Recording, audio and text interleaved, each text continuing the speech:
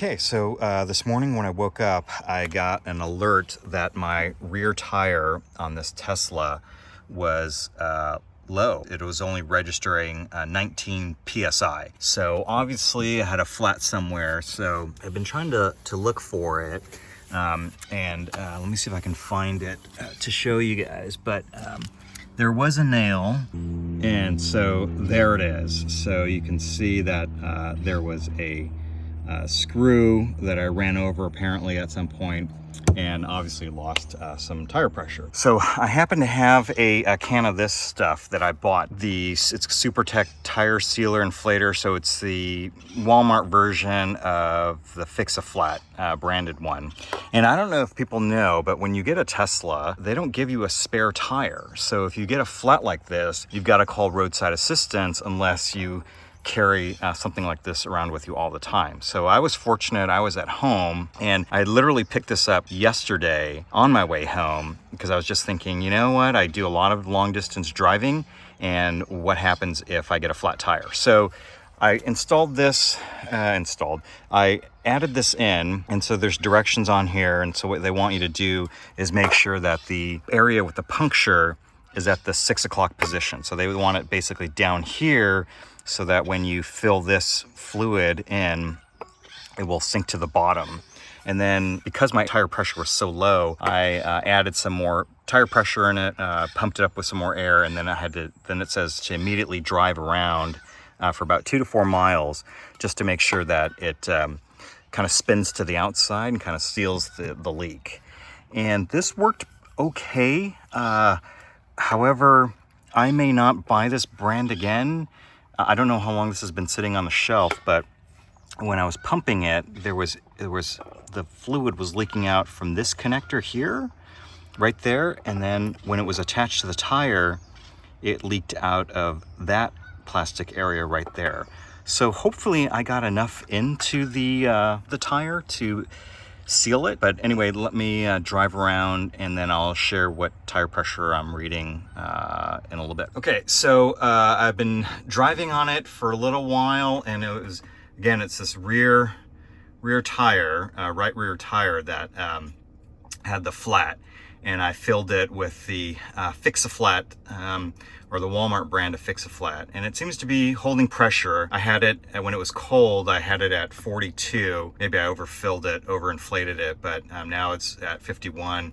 And I drove it for about 30 miles, went to go to the tire shop to pick up some new tires, and that Fix-A-Flat's still holding. So call that a win for now. All right, since my tires were pretty worn, and I have a really chipped rim on another one, I decided to go ahead and get 4 rims and tires, and I found a set on Facebook Marketplace, and it was cheaper than if I went to go fix my rim and go get new tires from like Costco, which is where I would normally get tires. It's the cheapest place to get tires is usually Costco, or even Walmart.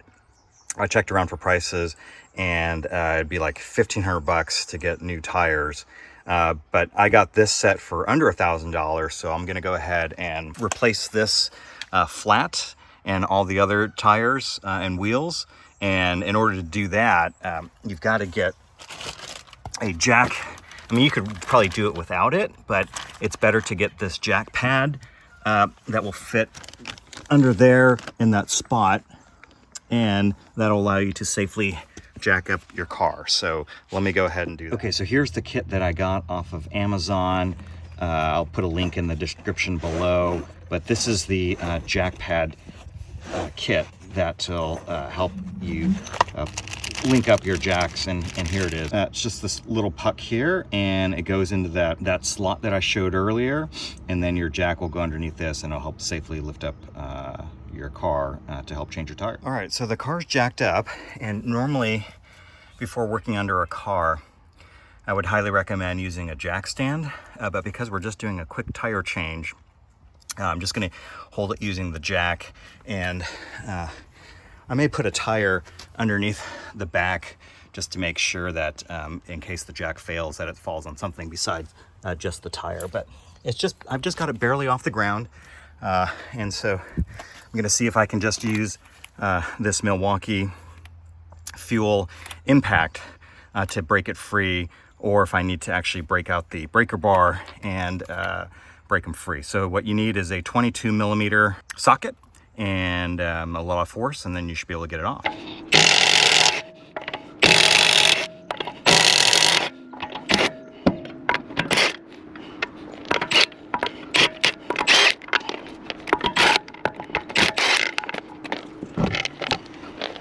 Okay, so typically when putting it back on, and I like the fact that these are lug nuts rather than lug studs, so you can hang it sort of on the stud there. And then I like to get these in, start them off by hand.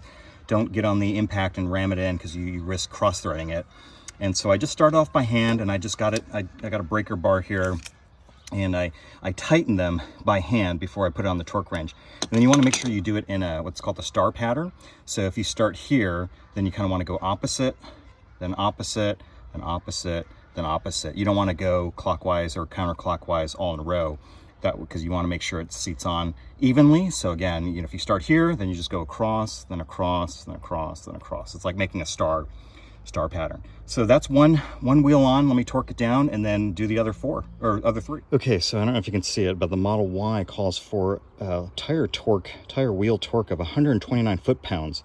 You know, most cars that I work on, you know, like this Volvo here, it's like 80 or 90, but this is what the manual calls for. So if you go on to your owner's manual, it's going to say 129 foot-pounds, and this is a 1/2-inch Craftsman's torque wrench, and it should handle it no problem. But I could definitely feel like it was getting towards the limit there for a while. And I forgot to mention, when you torque it, you want to do the same. You want to go in the same direction. I mean, the same pattern. So again, if you start here, then you go here, then across, then across, then across. So again, if you start here, then you go here, and then go here, then you go here, and you go here. So always go across in a star pattern when you torque down or tighten anything up. It probably doesn't matter as much when you loosen it, but I tend to loosen it up in the same pattern. But again, once you get it torqued down, then I can get it off the jack stand and good to go. Put the hubcap back on. Okay, so that's pretty much it. So I've got all 4 wheels changed out. Here are the old ones, and you can see on one of mine, wow, I had it all the way to the threads, didn't even know it. So it was due for a replacement anyway, but that's the stack. So now I'm done. What you want to do is make sure you reset your torque wrench back to 0. You don't want to leave it at 180 foot-pounds. You want to reset it back to where it'll say stop. So it's in the resting position. And then don't forget, if you used a jack pad to remove it from underneath the car and store it, you don't want it you don't want to drive around with this under there, because it'll just fall out, because it's only being held in there by that little O-ring. So let's get in there and then reset the TPS, tire pressure monitor sensor, TPMS or SM or whatever, and then we should be good to go. Okay, so you can see that my old tire pressure is still reading on here and hasn't reset. So, but there's a little button up here that says tire service mileage. So I passed it. I'm at over 52,000 miles. Tesla recommends replacing your tires at 25,000 miles. So I'm just going to go ahead and click this to reset. Actually, I got to put it in park first. Okay, so I'm in park, and then now I can hit reset. And then it said reset mile after each rotation or swap. So I'm going to select the tire season. I've got all season tires, and I'm going to click reset here. And it says update complete, and it says limit hard acceleration for the first few minutes of driving to ensure calibration. So I think we're all set there, and hopefully these tire pressures will read differently. So I'm gonna call it a night. It's getting pretty late, and I'll pick it up tomorrow and see if the tire pressure sensor starts reading accurately again. It's supposed to, according to the owner's manual, the tire pressure sensors will learn itself, and so we'll see if that's the case. Okay, so I've been driving around a little bit on the new tires, and you can see now that the pressure has now reset itself. So I wonder, well, that looks still a little bit low, but I mean, it's about the same. So I'll drive around a little bit more to see if it's still keeping the pressure, but that's a new tire. But it's interesting that it's the lowest out of the 4. But it did reset, because before you saw this was at 51, so now it's reset itself. After driving for probably about 30 seconds, I started the car and drove around, but I wasn't able to stop and film this until I parked. So it did recalibrate, rediscover the tire pressure sensors, and reset itself.